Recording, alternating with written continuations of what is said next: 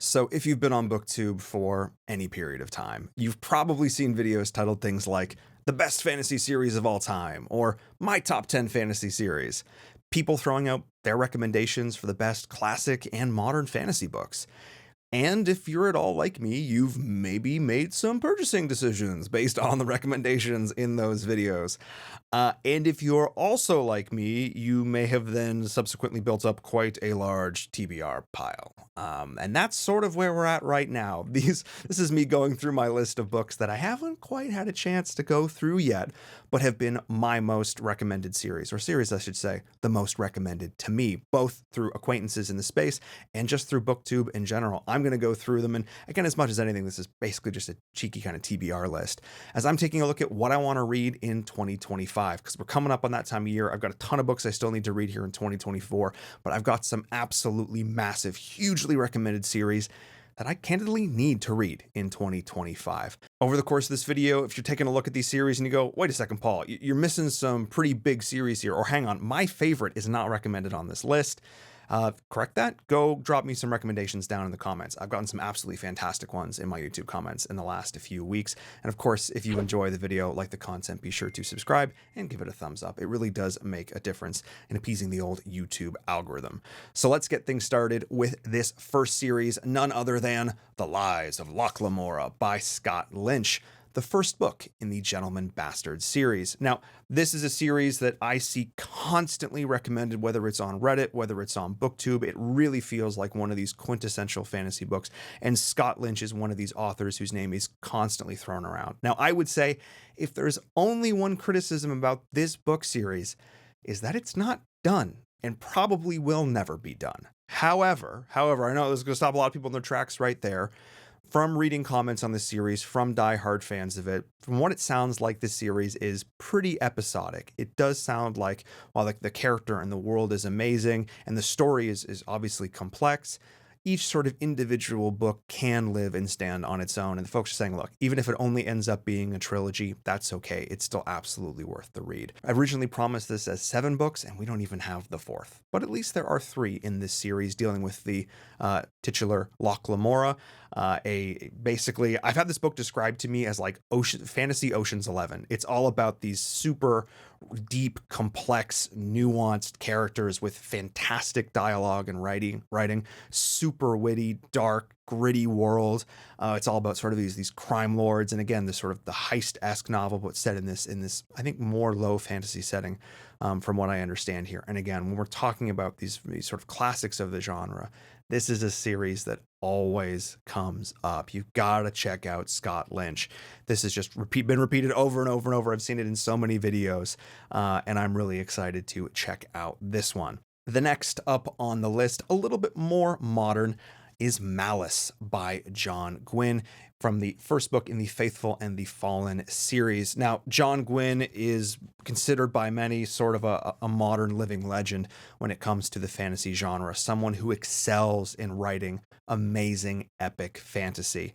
And I mean, if you've seen some of the book covers from some of his the more modern series, you'll know that he does epic at an absolutely massive scale. I mean, this book in this series literally about the war, angels and demons, good and evil. It's been basically explained to me as like, take everything that you know about modern epic fantasy tropes and just turn them up to 11. Every single thing about this screams fantasy.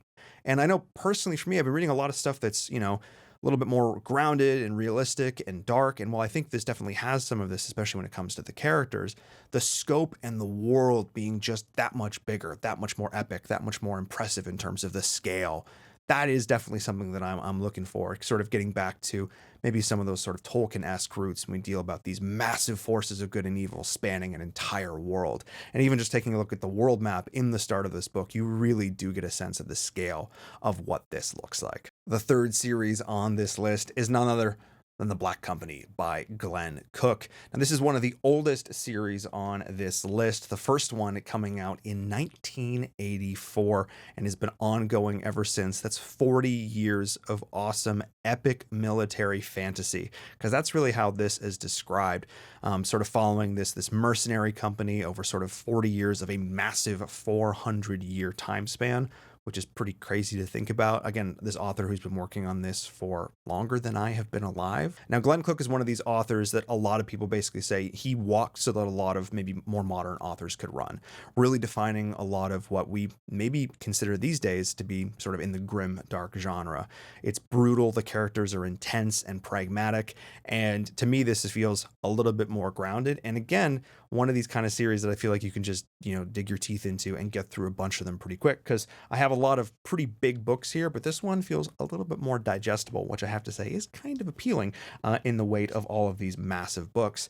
And really, it's one of those situations where I'm really excited to see this for the main reason, because I want to see the books that the authors that I'm enjoying reading today. What are the books that they read growing up? What are the books that they look to for inspiration? Modern authors like, Joe Abercrombie or the Lord Grimdark himself. And it would make sense to see him appear on this list as well, because earlier this year I did read The Blade itself. I read the first Law trilogy, in fact, and absolutely adored it, which would then make sense to be, a little hatred here. And the Age of Madness trilogy, of course, needs to be another series that I read. And I think, honestly, anyone who's a fan of modern fantasy should be reading. I absolutely fell in love with Joe Abercrombie's writing when I read him earlier this year. I did a whole video on it talking about sort of the time span that it's been going. Does it still hold up? The answer is unequivocally yes. I don't know if at least in the world of modern adult fantasy, I don't know if there is an author out there who writes characters as good as Abercrombie. You feel, despite the fact that these are pretty massive casts, you feel so connected to each individual tick of the personality of every single one of these characters. None of them are bland. Everyone is intriguing. There's no I only want to read this favorite character's POV. And from what I've heard, it only gets better in Age of Madness. And for the diehard Abercrombie fans, I'm hearing you through the screen and going, but wait, Paul, you need to read all the standalones in between. To which I respond, I should have planned this. I'm running out of desk. I got you covered. We got standalone. We're going to read them all. I am going to go through and basically read Abercrombie's entire catalog in 2025. I am so very excited. If you have not read it, go pick up The Blade itself. Go check out his writing. This is one where, yes, people recommended it to me, but I also feel comfortable. I haven't even read this series yet, and I feel comfortable recommending it to you. Which brings us to the last one in these top 5 series that I have not read yet, but absolutely need to, I think as much as anything, to complete my fantasy education. And this is going to be one where I'm outing myself a little bit here.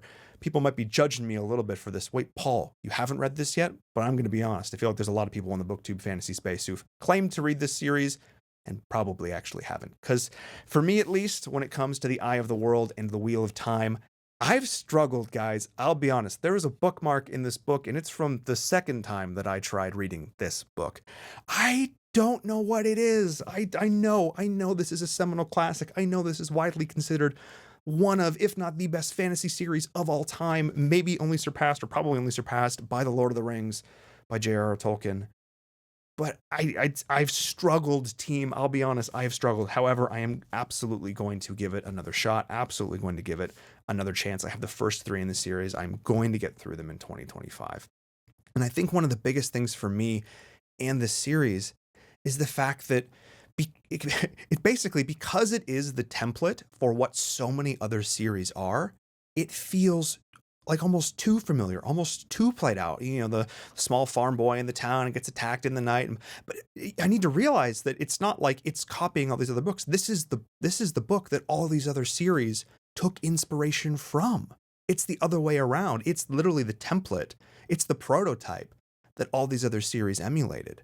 So for me, that's really why I want to go back and read it. I'll be honest, I've struggled a little bit connecting with the characters. To me, the writing has been a little bit clunky and kind of slow. I know people have pacing issues with The Eye of the World. They're like, if you can just get through it, it really picks up.